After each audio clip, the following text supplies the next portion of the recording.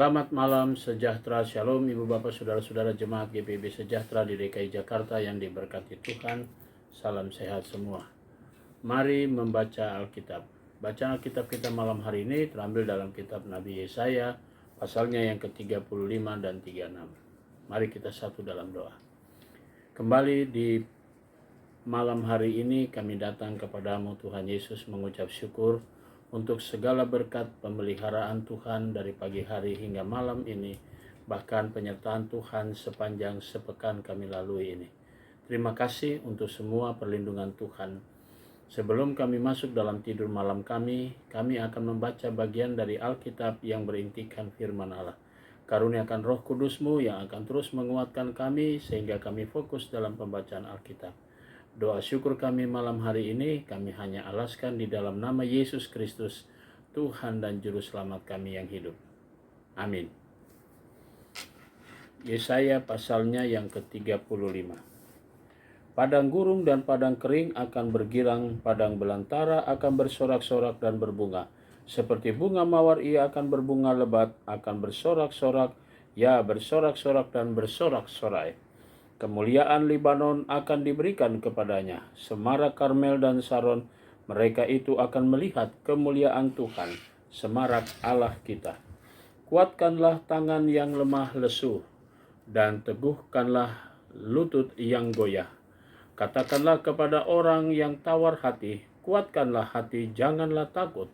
Lihatlah, Allahmu akan datang dengan pembalasan, dan dengan ganjaran Allah ia sendiri datang menyelamatkan kamu.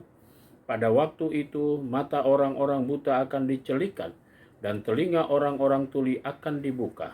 Pada waktu itu orang lumpuh akan melompat seperti rusa dan mulut orang bisu akan bersorak-sorai.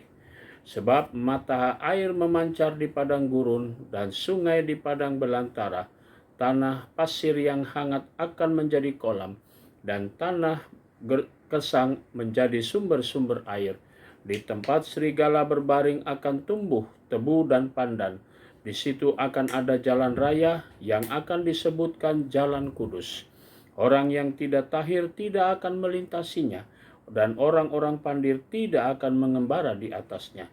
Di situ tidak akan ada singa, binatang buas tidak akan menjalaninya, dan tidak akan terdapat di sana orang-orang yang diselamatkan orang-orang yang diselamatkan akan berjalan di situ.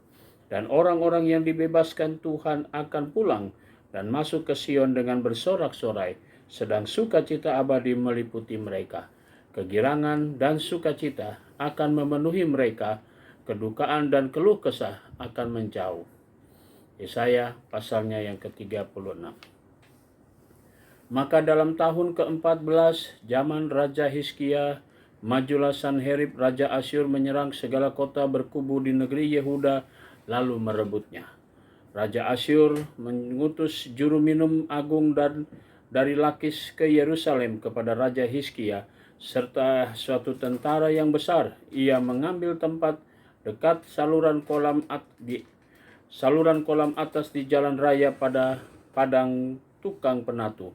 Keluarlah mendapatkan dia Eliakim bin Hilkiah, kepala istana, dan Sebna, panitera negara, serta Yoah bin Asap, bendahara negara. Lalu berkatalah juru minum agung kepada mereka, baiklah katakan kepada Hizkia, beginilah kata Raja Agung Raja Asyur, kepercayaan macam apakah yang kau pegang ini? Kau kira bahwa hanya ucapan bibir saja dapat merupakan rencana dan kekuatan untuk perang? Sekarang kepada siapa engkau berharap, maka engkau memberontak terhadap aku? Sesungguhnya engkau berharap pada tongkat bambu yang patah terkulai itu, yaitu Mesir, yang akan menusuk dan menembus tangan orang yang bertopang kepadanya.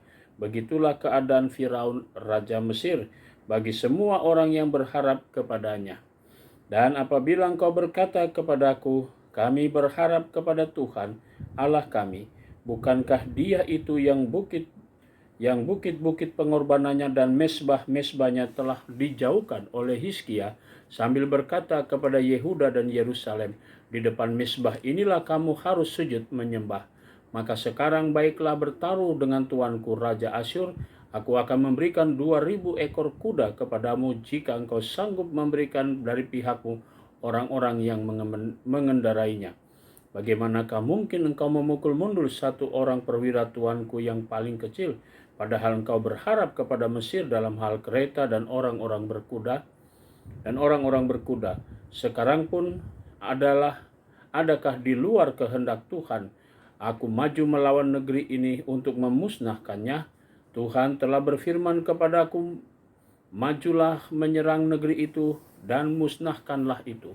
Lalu berkatalah Eliakim, Sebna, dan Yoah kepada juru minum agung, silakan berbicara dalam bahasa Aram kepada hamba-hambamu ini, sebab kami mengerti. Tetapi janganlah berbicara dengan kami dalam bahasa Yehuda sambil didengar oleh rakyat yang ada di atas tembok. Tetapi juru minum agung berkata, adakah tuanku mengutus aku untuk mengucapkan perkataan-perkataan ini hanya untuk tuanmu dan kepadamu saja? Bukankah juga kepada orang-orang yang duduk di atas tembok, yang memakan tahinya dan meminum air kencingnya bersama-sama dengan kamu? Kemudian berdirilah juru minum agung dan berserulah ia dengan suara nyaring dalam bahasa Yehuda. Ia berkata, dengarlah perkataan Raja Agung, Raja Asyur. Beginilah kata Raja, janganlah Hizkia memperdayakan kamu, sebab ia tidak sanggup melepaskan kamu. Janganlah Hizkia mengajak kamu berharap kepada Tuhan dengan mengatakan, tentulah Tuhan akan melepaskan kita. Kota ini tidak akan diserahkan ke dalam tangan Raja Asyur.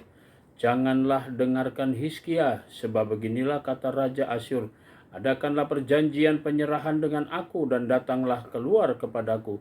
Maka setiap orang daripadamu akan makan dari pohon anggurnya dan dari pohon aranya serta minum dari sumurnya.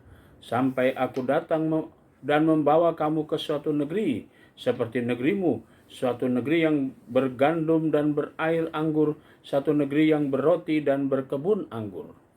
Jangan sampai Hizkia membujuk kamu dengan mengatakan, Tuhan akan melepaskan kita. Apakah pernah Allah bangsa-bangsa melepaskan negerinya masing-masing dari tangan Raja Asyur? Di manakah para Allah negeri Hamat dan Arpad? Di manakah para Allah negeri Sefarwaim? Apakah mereka telah melepaskan Samaria dari tanganku? Siapakah di antara semua Allah negeri-negeri ini yang telah melepaskan negeri mereka dari tanganku, sehingga Tuhan sanggup melepaskan Yerusalem dari tanganku? Tetapi orang berdiam diri dan tidak menjawab dia sepatah kata pun, sebab ada perintah raja, bunyinya, jangan kamu menjawab dia. Kemudian pergilah Eliakim bin Hilkiah kepada istana, dan Sebna, panitera negara, dan Yoah bin Asaf, bendahara negara, menghadap Hizkia dengan pakaian yang dikoyakan, lalu memberitahukan kepada raja perkataan juru minum agung. Demikian pembacaan Alkitab kita malam hari ini.